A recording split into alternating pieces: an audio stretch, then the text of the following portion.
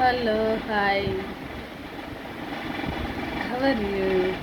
ఏంటంటే విషయం, ఈరోజు వందే మాతరం పాడి 150 years అంట.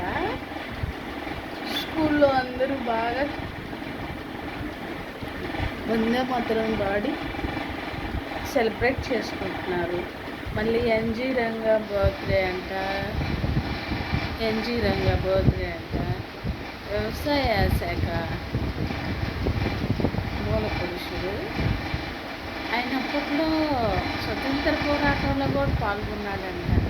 ఈరోజు చంద్రబాబు గారు సమావేశంలో నేను విన్నాను. అంటే నేను ఆ పేరు ఎన్జీ రంగా పేరు విన్నా కానీ అంత డీప్గా తెలీదు. ఈరోజు విన్నాను అనమాట. చాలా బాగా అనిపించింది. అట్లీస్ట్ ఫ్యామిలీకి కూడా ఫుల్ స్టాప్ పెట్టి దేశం కోసం పోరాడారంట వాళ్ళు, భార్యాభర్త. అలాంటి వాళ్ళు ఎంతమంది ఉంటారంటారు? ఈ రోజుల్లోనేమో దేశం కోసం పోతేనో, లేదంటే ఏదన్నా సమాజ సేవ కోసం పోతేనో ఏ యొక్క సమస్యలు ఏ ఒక్కటి ఎదురొస్తూ ఉంటాయి సమాజంలో.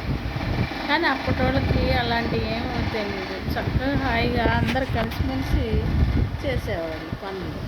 ఇప్పుడు వాళ్ళు చేస్తారా? ఆడవాళ్ళు అంటే ఆడవాళ్ళే, మగవాళ్ళు అంటే మగవాళ్ళు. బాగా ఆడవాళ్ళలాగా మగవాళ్ళలాగా ఆడవాళ్ళు తిరుగుతున్న తిరుగుతుంది, మగవాడు తిరుగుతుంది రాజకీయాల్లో అంటారు కదా.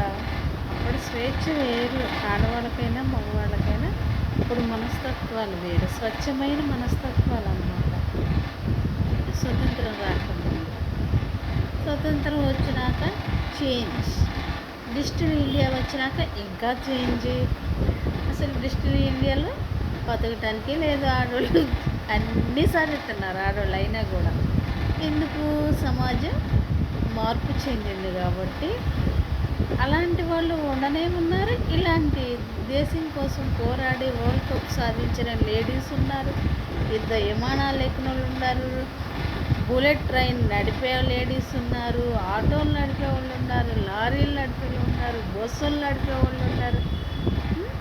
నిజంగా ఎంత లైఫ్, జీవితం మనము చూస్తూ ఉంటాం కదా. ఒక్కో సంవత్సరం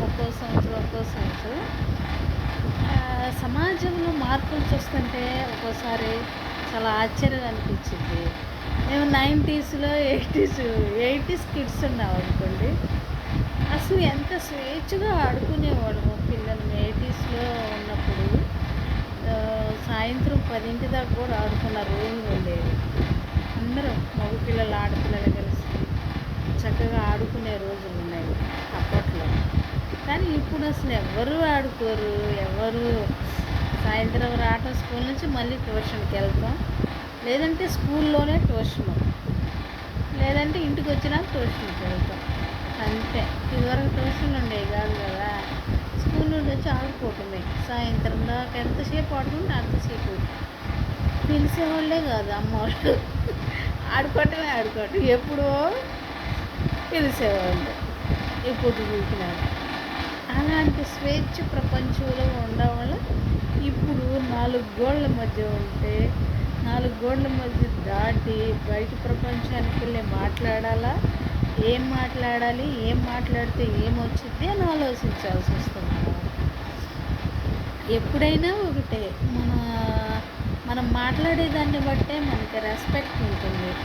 మనం ఎవరిని దేశం గురించి మాట్లాడు, ఒక వ్యక్తి గురించి మాట్లాడు, ఒక సమాజంలో ఉన్న స్థితిగతుల గురించి మాట్లాడు, ఏదో ఒక దైవాత్మతో ఉన్న మతం గురించి మాట్లాడు, కులం గురించి మాట్లాడు. అది ఎవరినైనా ఆలోచింపజేసే విధంగా మాట్లాడగలిగితే మార్పు అనేది వచ్చింది. ప్రతి ఒక్కళ్ళు ఇది ఏంటని ఈర్ష్య కలిగి ఒక ద్వేషాన్ని నింపే విధంగా, లేకపోతే అవేర్నెస్ ఇదేంటి అని ఎదురు తిరిగి ప్రశ్నించే విధంగానో మనం మాట్లాడేమనుకోండి, ఏదైనా కానీ విప్లవమే. ఎదుటి వాళ్ళకి కోపం వచ్చేసేసి ప్రశ్నించే విధంగా మాట్లాడామనుకోండి, ప్రసంగించామనుకోండి, అది ఒక విప్లవం, ఒక మనిషిలో వచ్చింది అనమాట. విప్లవం ఒక మనిషిలో వచ్చిన విప్లవం ఒక రాష్ట్రం దాకా పోయింది, ఒక రాష్ట్రం దాకా దాటింది, ఒక దేశం దాకా పోయింది.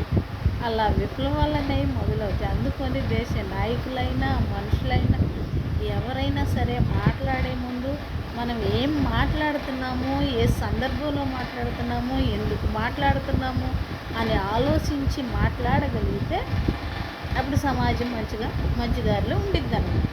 ఫోన్లోనైనా అంతే. మనం ఏం పెడుతున్నాం, ఫోన్లో ఏం పెడుతున్నాం, ఏం చూస్తున్నాం అన్నది ఉండాలి. అదనమాట. ఎప్పుడైనా కానీ సమాజానికి ఉపయోగపడే పనులు చేయాలి కానీ సమాజాన్ని నాశనం అయ్యే పనులు, సమాజంలో పాడయ్యే పనులు చేయకూడదు. తెలిసినవారు అంటే చదువుకున్నవారు, ఎడ్యుకేటర్స్ అలా చేయాలి. చదువుకున్న వాళ్ళు మెయిన్ అలా చేయాలన్నమాట.